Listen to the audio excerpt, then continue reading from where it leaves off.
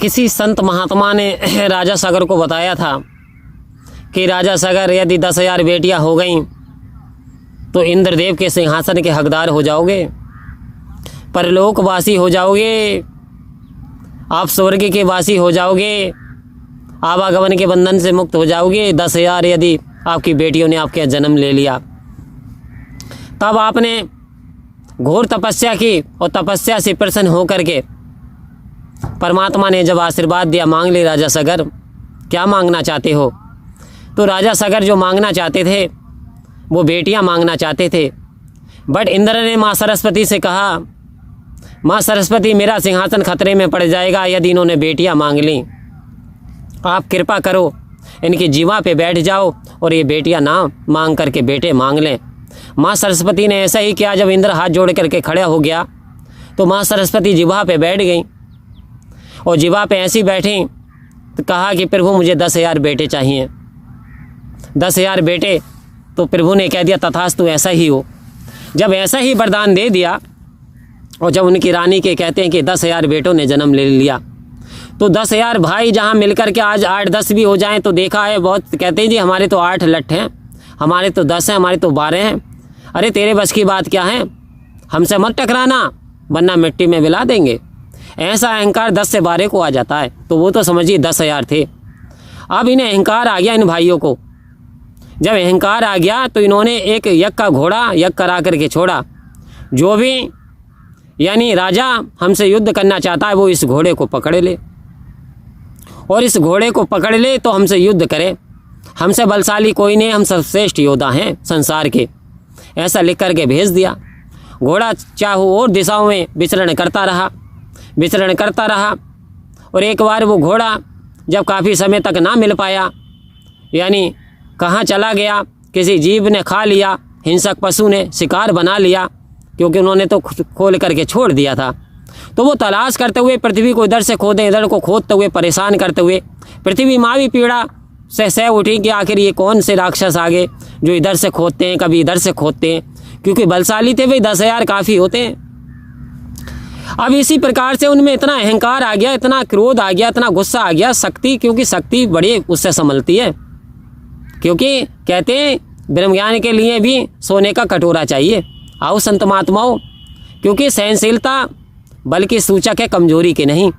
अभी एक ऋषि वर के आश्रम में ये पहुंच गए और ऋषि मौन धारण कर हुए परमात्मा में लीन। ओम नमस्तुते नमस्तुते नमो नमः, यानी अब ने नमो नमः में ओम नाम में अपने धुनी में व्यस्त, यानी संसार से बेफिक्र होकर के शांति आनंद में पुंज में खोए हुए हैं और परमात्मा को याद कर रहे हैं, सिमरन चल रहा है। तो देखिए चरणामृत का कैसा चमत्कार होता है। चरणामृत में भी बहुत शक्ति होती है। संत महात्माओं जो आज सदगुरु ने आपको बख्श दिया, ये साधारण मत समझना। जो काम दवा से हो ना सके वो काम दुआ से होता है। जब सच्चा मुर्शद मिलता है तो बात खुदा से होती है। आज सच्चा मुर्शद मिला है तो तुम्हारे घर बात खुदा से भी हो रही है और आपकी सारी बीमारियों को दूर करने के लिए, मन को पाक और स्वस्थ करने के लिए चरणामृत सदगुरु ने दे दिया। तो आओ संत महात्माओं, अब इन्होंने उस ऋषि से पूछा, अरे तूने हमारा घोड़ा देखा है?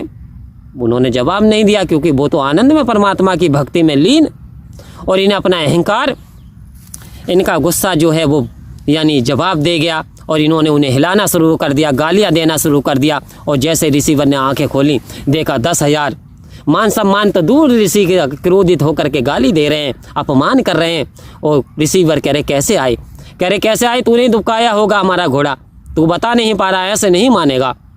जब ऋषि जी को ज़्यादा तंग करा तो उन्होंने चरणामृत का अपना कमंडल लिया और कमंडल लेकर के, ये सच्ची घटना है, और जिन्होंने जैसे स्मरण किया, जैसे वो चरणामृत और जब पढ़ करके मारा है इन पे, तो ये सब के सब भस्म हो गए।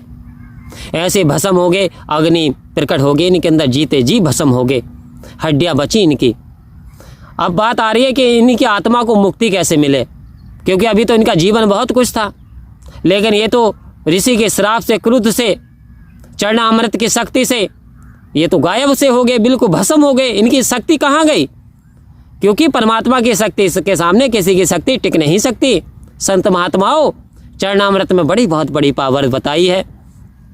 अब फिर राजा भगीरथ ने तप किया, घोर तप किया, भिन्न भिन्न राजाओं ने, इनके खानदानियों ने किया। फिर राजा भगीरथ ने किया, भगवान शिव को प्रसन्न किया, गंगा महारानी को बुलाया गया और गंगा महारानी स्वर्ग से फिर भोलेनाथ ने जटाओं में ली। तब कहते हैं इनके अस्थियों का विसर्जन किया गया। तो आओ संत महात्माओं, एक तो ये चरणामृत की ताकत है, चरणामृत की शक्ति है। एक तरफ जब बाबा अवतार सिंह जी महाराज नेपाल की यात्रा पे गए और वहाँ पे चेक इन चल रहा था, और चेक इन में चल रहा था, वहाँ पे ड्यूटी थी कुछ अधिकारियों की। उन्होंने रोक लिया, भाई ये छोटी छोटी उसमें चरणामृत था शीशियों में। कहते ये क्या है? कह रहे ये मन को स्वस्थ और निरोगा करने वाली दवाई है, ये शरीर को स्वस्थ और शक्ति प्रदान करती है। उन्होंने कहा तुम्हारी पत्नी बहुत दिनों से पीड़ित रहती हैं। बाबा अवतार सिंह जी महाराज ने कहा बहुत दिनों से पीड़ित रहती है, दवाई भी कोई का असर काम नहीं कर पाती, तुम्हारे घर में बरकत भी नहीं है। वो हाथ जोड़ कर खड़ा हो गया, बोले बात तो सही बता रहे हैं, जैसी बात है आप बिल्कुल सही बता रहे हैं, लेकिन ये क्या है? कह रहे हैं ये कोई दवाई नहीं है, लेकिन ये जो ऐसी दवाई है, यानी इसे श्रद्धा के भाव से यदि इतना सेवन करेगा तो सारी बीमारियां दूर हो जाएंगी। बोले आंखों की रोशनी, बोले दूर हो जाएगी।